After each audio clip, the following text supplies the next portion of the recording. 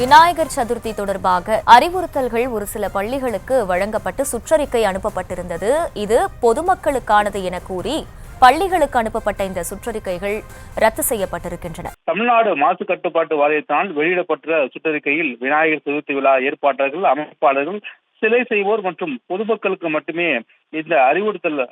அனுப்பப்பட்ட நிலையில் மேற்காணும் சூழ்நிலையில் சில மாவட்டங்களில் தவறான புரிதலோடு அடிப்படையில் பள்ளிகளுக்கு மேற்கூறிய விழா தொடர்பாக அறிவுறுத்தல் மற்றும் உறுதிமொழி குறித்து சுற்றறிக்கை வெளியிடப்பட்டுள்ளது என்றும், இவ்வாறு பள்ளிகளுக்கு வெளியிடப்பட்ட அறிவுறுத்தலின் அரசின் ஆணைகளுக்கு முற்றிலும் முரணான என்பதால் ஒரு சில மாவட்டங்களில் மட்டும் வெளியிடப்பட்ட இந்த அறிவுறுத்தல் முற்றிலுமாக ரத்து செய்யப்படுகிறது என்றும், அதே போல இவ்வாறு தவறான சுற்றறிக்கை அனுப்பியதன் மூலம் பொறுப்பான அலுவலர்கள் மீது துறை ரீதியான நடவடிக்கை எடுக்கப்படும் என்றும் தற்போது அரசினுடைய முதன்மை செயலாளர், சுற்றுச்சூழல் மற்றும் காலநிலை மற்றும் வனத்துறை சார்பில் அறிவுறுத்தப்பட்டிருக்கிறது.